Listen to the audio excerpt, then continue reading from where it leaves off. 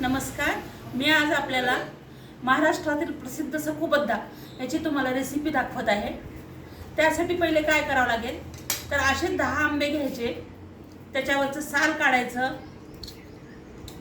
अशा प्रकारे साल काढून घ्यायची आणि नंतर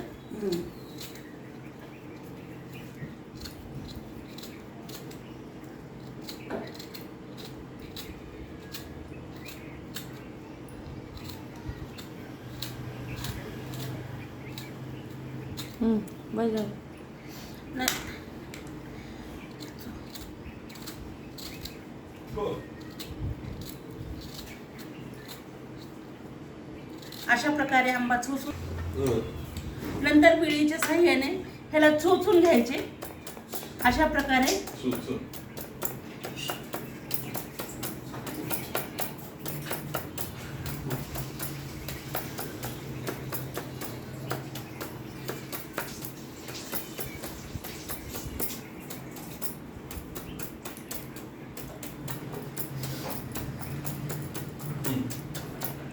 असे चोचून पुन्हा असं चिरून घेऊन हे आंब्याला असं करून घ्यायचं।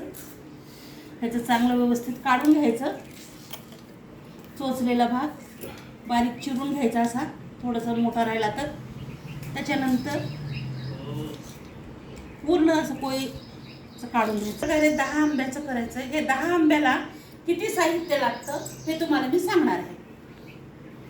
ह्याच्यासाठी आपल्याला गोड, तिळाची पूड, हळद, मीठ, तिखट, केप्र मसाला, डाळ, मोहरीची डाळ आणि हिंग हे साहित्य लागणार आहे। आणि मीठ तर आता हे तुम्हाला मी काढून दाखवते।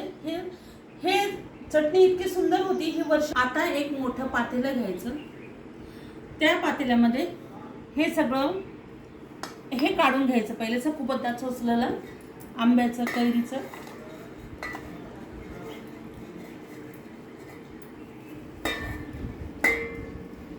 त्यानंतर ह्याच्यामध्ये वाटीभर गोड, वाटीभर तिखट, केप्र मसाला इतकं पुरेल इतकं, अर्ध वाटी, मोहरीची डाळ, मीठ 1.5 वाट्या लागेल आपल्याला, हळद,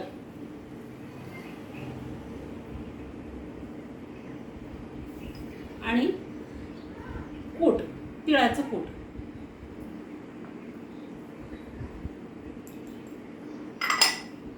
हे असं सर्व पद्धतीनं हाताने कालवून घ्यायचं। मेथ्याची पूड टाकली। मेथ्याची पूड टाकल्याने टिकण्यास मदत होते, वर्षभर हे टिकतं चांगल्या प्रकारे, म्हणून मेथ्याची पूड घालावी लागते। असं कालवून घ्यायचं। कालवून एका कंटेनरमध्ये असं भरून घ्यायचं।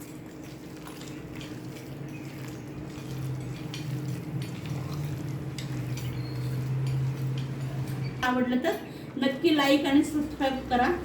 ही चटणी वर्षभर टिकते, खाण्यास चविष्ट लागते आणि खूप सुंदर अशा प्रकारे ह्याला स्वाद येतो, खाण्यास खूप छान लागते।